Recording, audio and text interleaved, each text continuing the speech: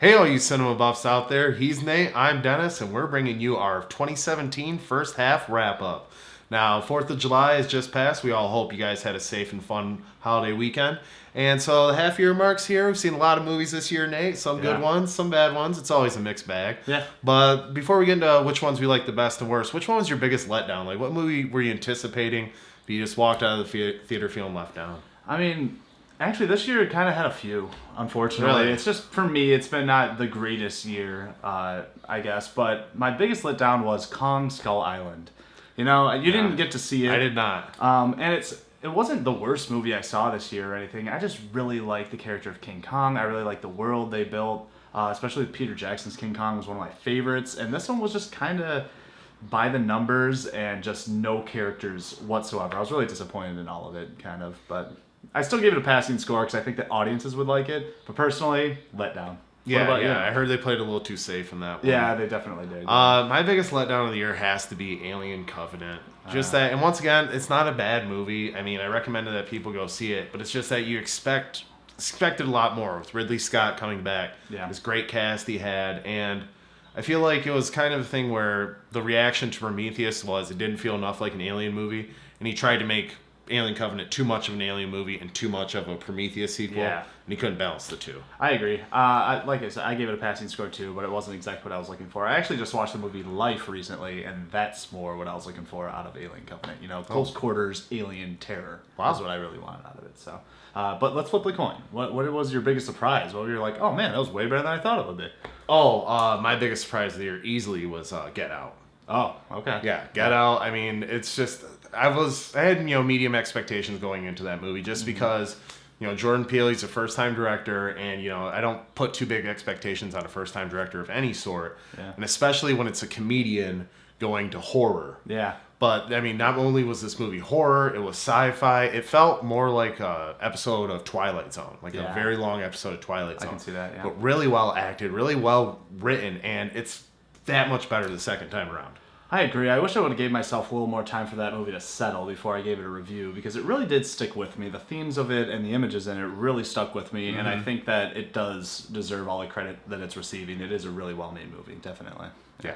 What about you? What movie surprised you? What caught you off guard? I really enjoyed it. You didn't like it as much as me, but Free Fire. I thought Free Fire was a blast. Yeah. I enjoyed Free Fire. It's just I thought they could have done more with it, but once again, I had no expectations going to that one. So that's probably why I put it on this list, is because I had no idea what I was getting myself into at all, and it really surprised me that it kept it very fresh, entertaining, really well written, and just hilarious. I laughed so much more than I thought I would in that movie. Yeah, there are some good chuckles in there. Yeah. So now that we've talked about our surprises, what's let us down? How about the worst? I mean, you said that your big letdown was Kong. Kong, what you just said, and I don't remember.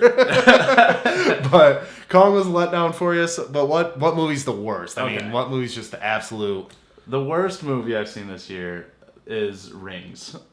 It's definitely Rings, and I feel like you're gonna agree with me. Oh yeah, totally. It's Rings, hand down. It's the worst. Like I almost went with The Mummy.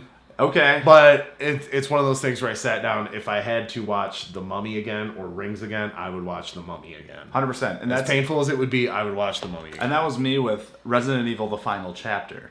That movie was a dumpster fire of garbage. Yeah, but January release too. Yeah, but if I was forced to sit down and watch one again, Resident Evil: Final Chapter. It's terrible. The Rings is just that bad. It's just. Or not The Rings, Rings. Yeah, Rings, just terrible. Nothing redeeming about that movie. No good acting, no good writing, nothing clever about it, nothing groundbreaking or new. Oh. Just all the same tropes, and it's just like, oh, hey, throw the Rings franchise name on it. Yeah. People will show up. Yeah, exactly. Just let that one die. Just no more Rings movies. Buy Rings. But the best. What is the best so far this year? The best shouldn't be a surprise because it's the only movie I've given a perfect score to this year, and that is Baby Driver. Mm-hmm. I almost went with Logan. That was really high up there. John Wick Chapter 2 was up there too, and Wonder Woman. Tons of good movies have come out this year. Yeah. But I gotta go with Baby Driver. I just went and saw it again the morning of this shoot, and it's everything I loved about that movie taken up again, and it's better the second time around. Yeah, I agree. That was one of our higher scored movies, and it was for sure. But what about you? What topped the year for you so far?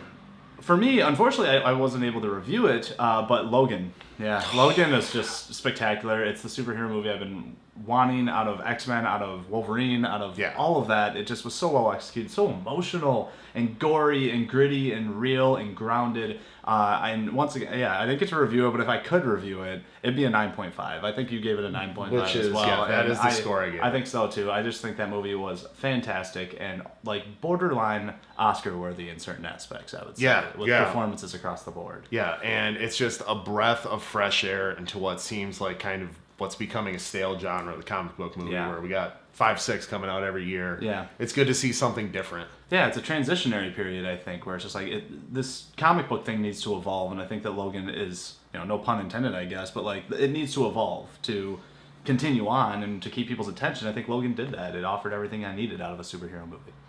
Yeah, Logan's great. I mean, Wonder Woman, we've had the comic book movies so far this year have been pretty good, but I'd say Logan is easily the best of them all. For sure. But before we wrap this up, Nate, we still got a bunch of movies coming out for the rest of the second half of this year. Which one are you looking forward to the most? It.